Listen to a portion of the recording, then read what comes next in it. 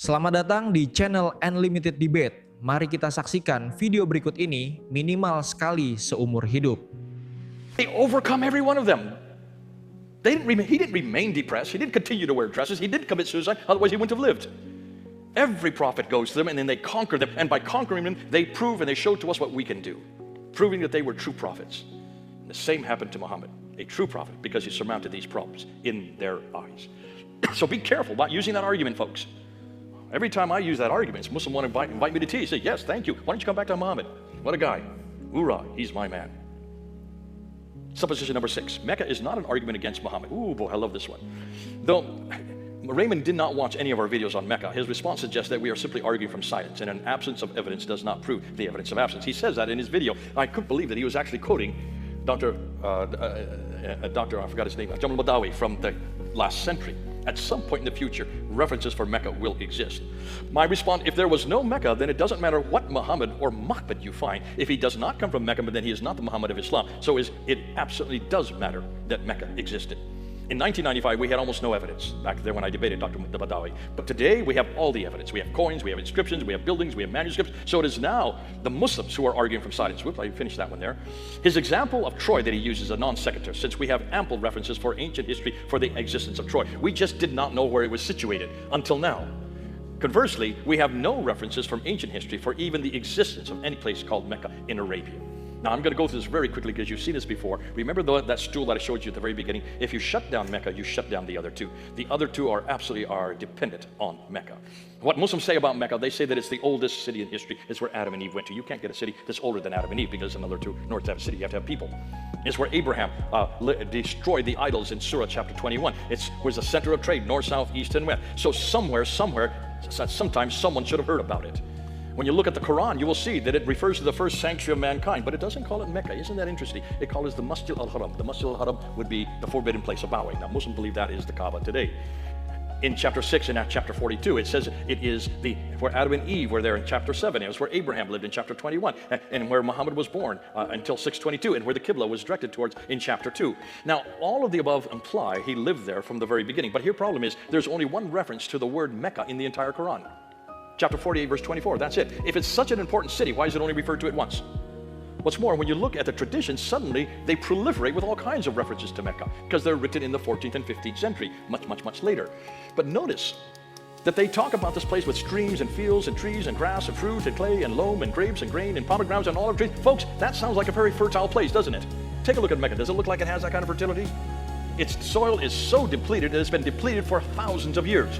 You can't get that kind of vegetation in a place like Mecca. In the Quran, Mecca is referred to as the place of the Prophet. In the 11th to 15th century traditions, the Mecca they portray suggests an author lived much further north where there was a lot of fertility.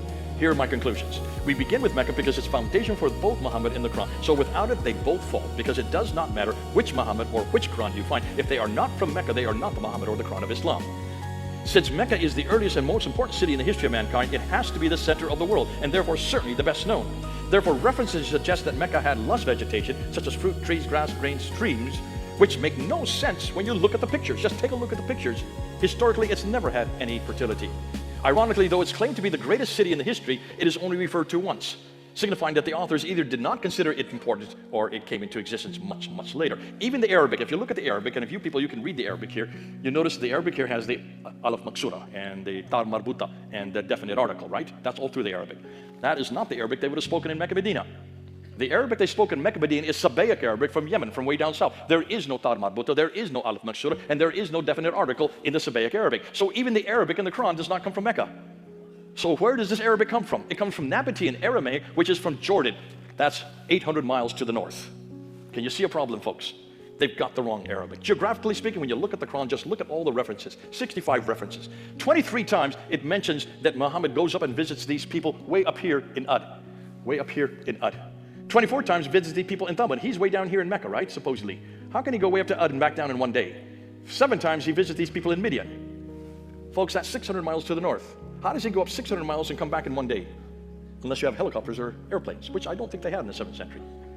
Can you see? Obviously, whoever wrote the Quran was writing from way further north where these places existed. It also mentions that these people, there's nowhere that they called them Muslims. They call them Ishmaelites, or Hagarenes, or Muhajiruns, or Magharis, or Saracens. Those are the 5 words they give to themselves, all these people living that far north. And they say that there are 70 to 300 prophets who were buried in Mecca. And when they were buried there, they were buried in a kneeling position so they could keep praying. Which means if you go to Mecca today, you should be able to find them. And they are. They're going to Mecca, and they're building 62 skyscrapers all the way around the Kaaba. When you build skyscrapers, you have to dig deep to get deep foundations. Ask any of the archaeologists. We did so a number of years ago. We asked the archaeologists what have they found when they dig these foundations. They haven't found a thing. Not one of these bodies exists. And notice what they're doing? They're now cementing up all around the Kaaba. Why do you think they're cementing it up? To shut down the evidence. Dr. Patricia Kuno wanted to find out if there's any reference to the city of Mecca in any of the ancient civilizations. She went to the Assyrians, she went to the Romans, she went to the Persians, she went to the Himyarites, she went to the Nubians, she went to the Nabateans, she went to everybody that was surrounding all those round red circles, and the rectangles, every one of those traditions, and she read all of their documents, could not find one reference to Mecca in any of their documents. So she said, well, what about the lesser known towns? Starting with Aden down here, and then you have Sana, and then you have Najran, and then you have Taif, and then you have Yathrib, and then you have Khaybar, and you have Tabuk, and then you have Gaza in the north. Those are all the oases along the western plateau. And she found reference after reference to all of them, all the way back to 300 BC. Reference after reference. They were well known.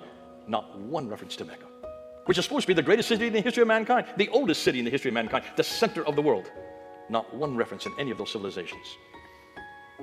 The trade routes. She went and looked at the trade routes, and she could read their documents. She could read their languages. And from the 2nd, 3rd, 4th, 5th, 6th, all the way up into the 8th century, she could not find any reference to Mecca on any of the trade routes, any of the documents. Yet neither of the land routes. She went to the land routes, the Red Sea trade routes. She found the Red Sea trade routes, which were going up and down the Red Sea, were all on the African side and not on the Arab side. And they all went up to these 5 cities, coastal cities along the African coast, not one along the Arab coast. I'll tell you why in just a minute. The first reference she could find in any documentation to the city of Mecca was not till 741 in the Apocalypse of Suno Arabica Byzantia, written in 741. That's 100 years after Muhammad died. Ptolemy, the great geographer, wrote his book on Arabia in the 2nd century, and he put all the different cities that belonged to Arabia, and he wrote them all out there, and he put where the rivers were, and he put where the mountains were. Not once did he mention Mecca in the 2nd century. And the reason why is very simple, folks. It has to do with one word. Anybody know what that word is? Say it again. Water. It's as simple as that.